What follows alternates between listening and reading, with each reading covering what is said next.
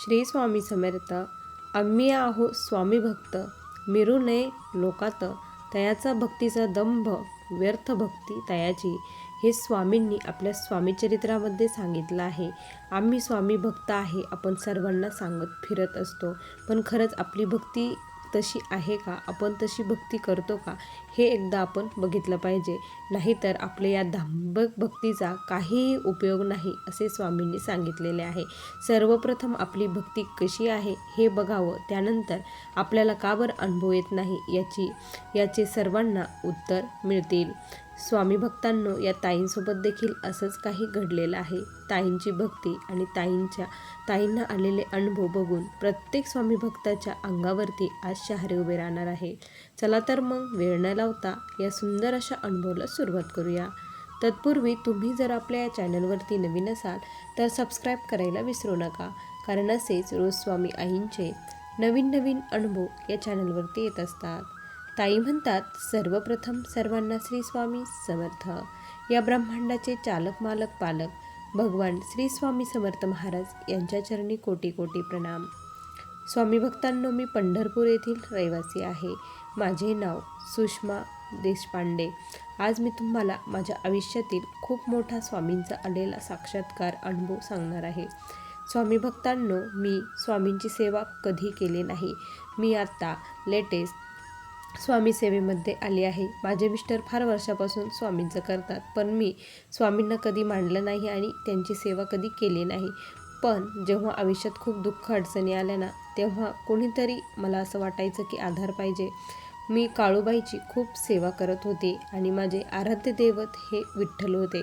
त्यामुळे ह्या देवांना सोडून मी दुसरं कुठल्याही देवतेची सेवा करणार नाही असं मी ठरवलेलं होतं. स्वामी भक्तांनो, ज्यावेळेस स्वामींनी मला दृष्टांत दिला, साक्षात्कार दिला की मी तुझा काळूबाई आहे आणि मीच तुझा विठ्ठल आहे, त्या दिवसापासून मी स्वामींच्या सेवेत आले. माझ्या आयुष्यात दुःख का बरं होते, अडचणी का बरं होत्या ते तुम्हाला मी सांगते. मला 2 मुली आणि 2 मुलं आणि माझे मिस्टर, असं आमचं छोटंसं कुटुंब. माझे मिस्टर हे रिक्षा चालवतात आणि आमचा उदरनिर्वाह त्यावरतीच होतो. मी एका घरी जवळपास 18 ते 19 वर्ष झाले तेव्हापासून तिथे कामाला आहे आणि तिथले मी घरकाम करते. आता माझं वय जवळपास 49 चालू आहे. आता माझ्या शरीरातील ताकद जवळपास संपत आलेली आहे असं म्हणायला देखील हरकत नाही, कारण तिकडलंही काम करायचं आणि घरचंही काम करायचं एवढं नाही होत. यामध्ये मला स्वामी सेवा करायला काहीच वेळ मिळत नाही असं म्हणायला देखील हरकत नाही. मी फक्त नामस्मरण आणि तारक मंत्राची सेवा करते. स्वामी भक्तांनो, माझा जो मोठा मुलगा आहे तो व्यसनाच्या अधीन गेला. व्यसनाच्या अधीन गेल्यानंतर तो खूप ड्रिंक करत होता, व्यवस्थित वर्तन करत नव्हता. आम्हाला तो खूप बोलायचा, काहीही बोलायचा, शिव्याही द्यायचा. त्यावेळेस खूप वाईट वाटायचं की याच्यासाठी आपण किती केलं आणि हा आता आपल्यासोबत कसं वागतो आहे. मी आणि माझे मिस्टर दोघंही एकमेकाच्या गळ्यात पडून रडत असायचो. त्याच्यामुळे घरामध्ये सतत भांडणे होत होती. माझी जी मुलगी आहे तिचे लग्नाची वेळ आली होती, पण घरी आमच्याकडे एवढे पैसेही नव्हते की तिचं छान लग्न आम्ही करू. आम्ही तिचं लग्न सुपारीतच करायचं ठरवलं होतं, पण समोरचे खूप हुंडा मागितला. त्यामुळे तो हुंडा देण्यासाठी आम्ही खूप सारं कर्ज वगैरे काढलं. आता कर्ज काढलं, आमच्या डोक्यावर खूप कर्ज झालं. दुसऱ्या मुलीचंही लग्न झालं आणि खूप कर्जाचा डोंगर डोक्यावरती आमच्या बसला होता. त्या दरम्यान स्वामी भक्तांनो, माझं जे हे झालं, माझा जो मुलगा होता त्याच्यासाठी त्याची ड्रिंक सुटावी, त्याने हे करावं म्हणून मी स्वामींच्या सेवेमध्ये आली होती. कारण कर्ज खूप झालं होतं आणि ते फेडण्यासाठी कोणाचा तरी आधार पाहिजे होता.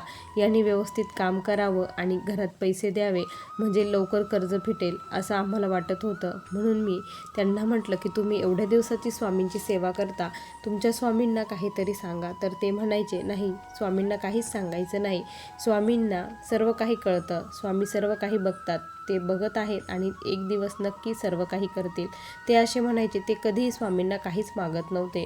मग मी असंच यूट्यूबला बघता बघता मला प्रदीपदादांचा नंबर मिळाला आणि त्या प्रदीपदादांचा नंबर मिळाल्यानंतर मी प्रदीपदादांना फोन केला. ज्यावेळेस फोन केला त्यावेळेस त्यांनी उचलला नाही. मी सारखी फोन करत राहिली आणि एक दिवस त्यांनी फोन उचलला आणि त्यांना मी सर्व परिस्थिती सांगितली त्यांनी मग मला स्वामीचरित्राचे 11 पारायण, त्याचबरोबर तारक मंत्राचे अनुष्ठान आणि रुद्राचं तीर्थ मुलाला देण्याचे सांगितले. अशा सेवा ताई तुम्ही सुरू करा. हे जरी नाही जमलं तरी घरामध्ये 1-2 अगरबत्ती लावा. त्यानंतर तुम्ही काम करता करता महाराजांचं नामस्मरण करत राहा, असं दादांनी सांगितलं. दादांनी असं सांगितल्यानंतर आणि ती जी रक्षा पडेल ती तुमच्या मुलाला खाऊ घाला आणि घरामध्येही सर्वांना हे द्या, सर्वत्र टाका, असं दादांनी सांगितलं. आणि तशीच सेवा मग घरामध्ये सुरू झाली. मी तशीच सेवा करू लागले. स्वामी भक्तांनो, अशी सेवा करता करता मग माझं जवळपास 1 महिना पलटून गेला आणि थोडीशी प्रचिती मला यायला लागली. कारण माझा मुलगा रोज कंटिन्यू प्यायचा आणि खूप भांडण करायचा. पण हे झाल्यापासून 41 दिवस पलटून गेले तरीही मी ही सेवा बंद केली नाही. कंटिन्यू सेवा माझी सुरूच होती. आणि मुलगा आता 8 दिवसातून एकदा पिऊ लागला. त्यामुळे मला खूप छान वाटायचं की आता महाराज नक्की माझ्या मुलाची ड्रिंक सोडतील, असं मला वाटलं. त्यानंतर स्वामी भक्तांनो, हा मला सुरुवातीला आलेला हा छोटासा स्वामींचा अनुभव होता. त्यानंतर स्वामी भक्तांनो, अचानक माझ्या पोटामध्ये खूप दुखायला लागलं आणि मला खूप ब्लिडिंग होऊ लागलं. कंटिन्यू मला जवळपास 15 ते 20 दिवस ब्लिडिंग व्हायचं. इतका त्रास भयानक होऊ लागला. आणि त्यानंतर हॉस्पिटलला गेलो. डॉक्टरांनी सांगितलं की तुमची पिशवी काढावी लागेल, पिशवी खराब झाली आहे. असं म्हटल्यानंतर आता हाही खर्च, आता पिशवी काढावं लागेल, ऑपरेशन करायचं, मीही घरात बसणार, मग कसं होणार असं मला वाटायचं. मग स्वामींना सर्व सांगितलं, जे माझ्यासाठी योग्य असेल ते तुम्ही करा म्हटलं स्वामी, असं मी स्वामींना म्हटलं. त्यावेळेस मला त्या रात्री स्वामींनी दृष्टांत दिला आणि मला स्वप्न पडलं. स्वामींनी जे खूप मोठं म्हणजे असं एक मोठा कलश होता, त्या कलशावरती जे काही नारळ वगैरे होतं ते नारळ स्वामींनी घेतलं. ते नारळ घेतलं आणि त्यातील पाणी नारळ घेतलं आणि ते फेकू दिलं. ते फुटलं नारळ आणि स्वामी म्हटले, काळजी करू नको, आम्ही आहोत, आम्ही तुझ्यासोबत आहोत, असं स्वामी म्हटले. आणि त्यानंतर मी म्हटलं आता स्वामी सोबत आहे तर ते सर्व काही करतील. मग मला ऑपरेशनसाठी घेऊन जाण्यात आलं. माझं ऑपरेशन झालं, मला काही एक कळालं नाही आणि मला स्वामी भक्तांना थोडा देखील त्रास स्वामींनी होऊ दिला नाही, काहीच त्रास झाला नाही. 3-4 दिवशी तर मी घरी आले. घरी आल्यानंतर 1 महिन्यातच मी पुन्हा कामावरती जाऊ लागले. स्वामींनी खूप शक्ती, खूप ताकद त्यावेळेस मला दिली. कष्ट केले तर स्वामी महाराज फळ देतातच, हे होतं. आणि माझा एवढा त्रास वगैरे बघून, त्यानंतर एवढे हाल बघून, आणि खरंच त्या दिवशी माझ्या मुलाने ड्रिंक सोडली, तो माझ्या आयुष्यातील सर्वात आनंदाचा क्षण स्वामींनी मला दिला. त्यानंतर स्वामींची भक्ती खूप वाढली, स्वामींची खूप सेवा मग मला करू वाटू लागली. पण स्वामी भक्तांनो, ज्या माझ्या दोन्ही मुलींचे लग्न झाले होते त्यांच्या आयुष्यामध्ये खूप दुःखाचे वादळ सुरू झाले.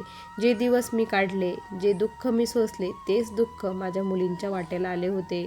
माझ्या मोठ्या मुलीला खूप तिचे मिस्टर मारहाण करत होते, खूप तिला सासूरवास खूप त्रास देत होते. तिलाही 2 मुली, तिला असा त्रास बघून आम्ही तिला इकडे आणलं. खूप भांडणं झाली आणि मग तिचा डायव्हर्स झाला. आता ती आमच्याकडेच राहू लागली.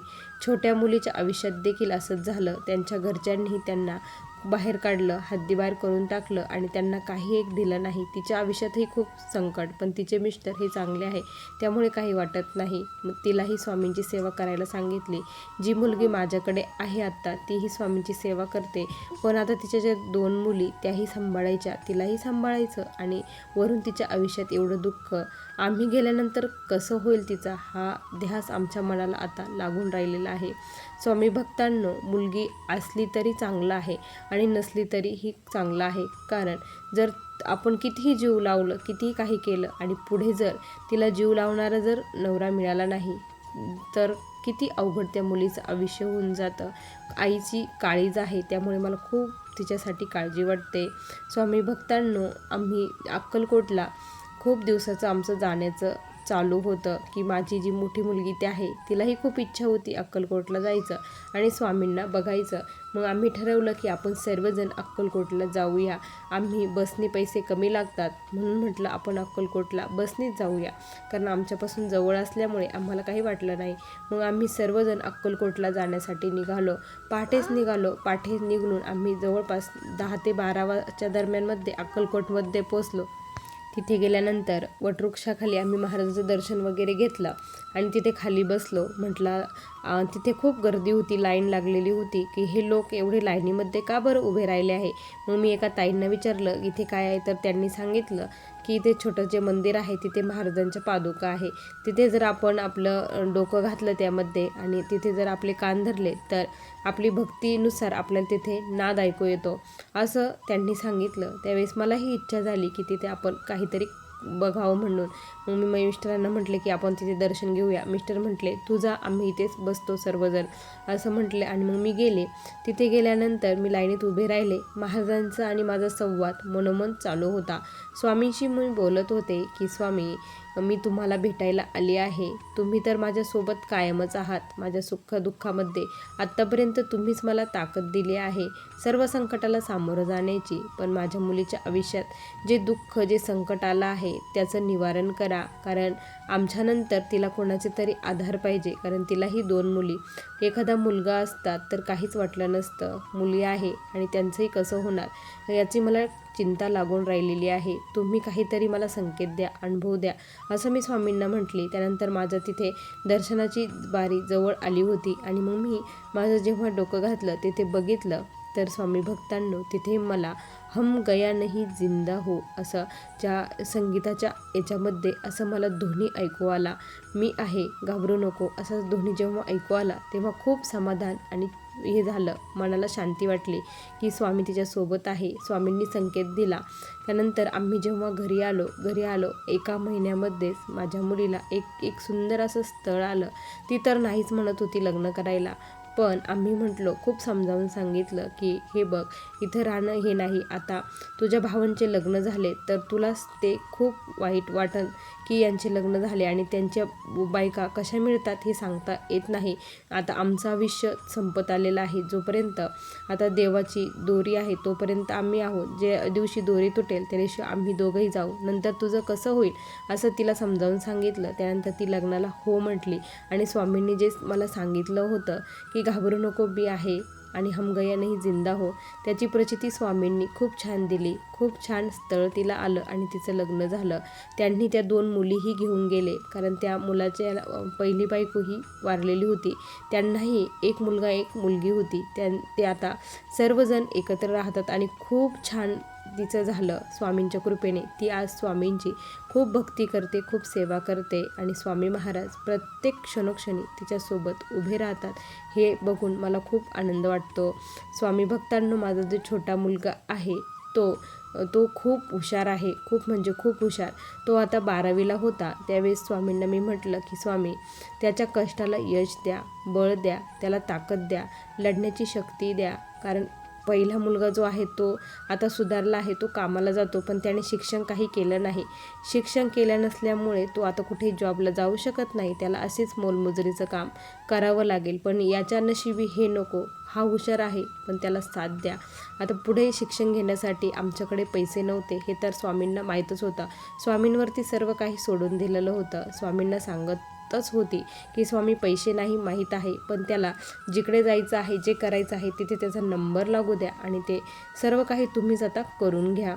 त्याला इंजिनिअरिंगला जायचं होतं कारण त्याला खूप आवड आहे इंजिनिअरिंगची.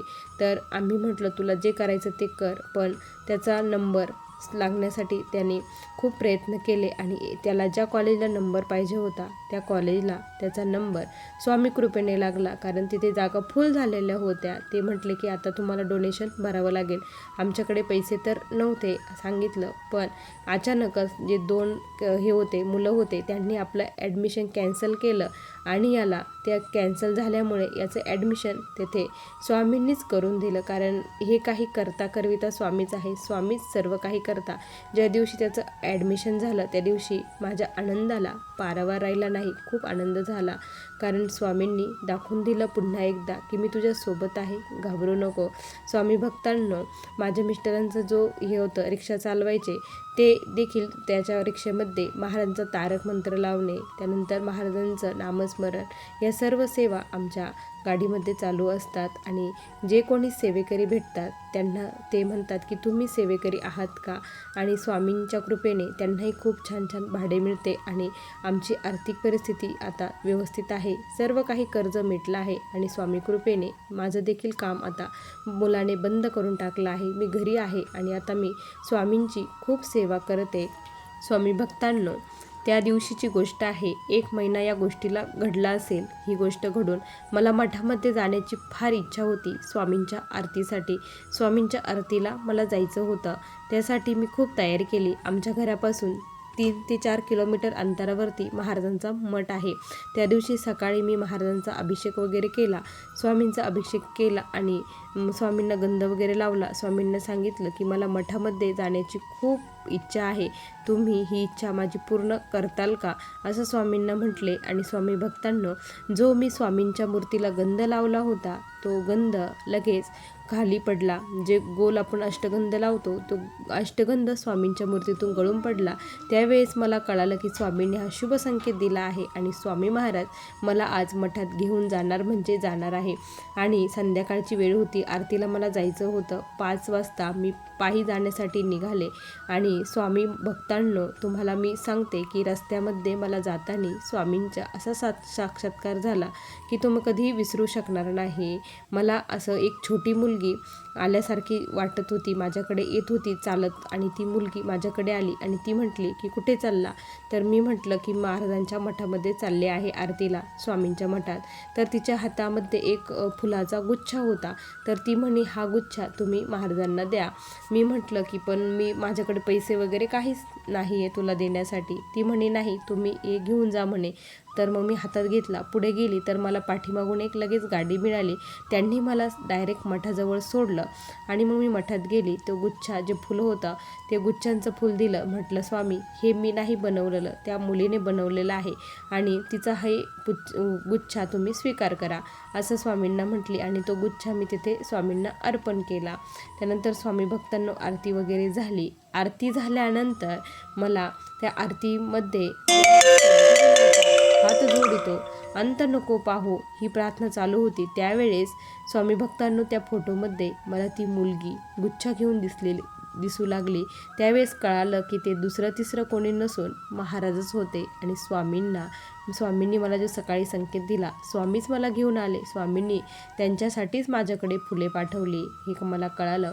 त्यावेळेस स्वामी भक्तांनो, माझ्या डोळ्यातून खूप अश्रू वाहू लागले आणि मी त्या आनंदामध्ये महाराजांशी खूप एकरूप झाले. स्वामींना म्हटलं, खरंच तुमची लीला अगद आहे. अशी सेवा माझ्याकडून अखंडितपणे तुम्ही आता करून घ्या. माझ्या मुखात तुमचं नाव असू द्या. फक्त आणि फक्त तुमची सेवा माझ्याकडून करून घ्या. कितीही दुःख येऊ द्या, कितीही अडचणी येऊ द्या, तुमची साथ असेल तर मला काहीच वाटत नाही त्याला सामोरे जाण्यासाठी. स्वामी भक्तांनो, असा मला आलेला हा स्वामींचा दिव्य अनुभव होता. श्री स्वामी समर्थ. बघा स्वामी भक्तांनो, किती सुंदर अनुभव आहे ताईंचा. तुम्हाला हा अनुभव कसा वाटला नक्की कमेंटमध्ये कळवा. पुन्हा भेटूया अशा सुंदर अनुभवासोबत. तोपर्यंत सर्वांना श्री स्वामी समर्थ. जय जय स्वामी समर्थ. श्री गुरुदेव दत्त.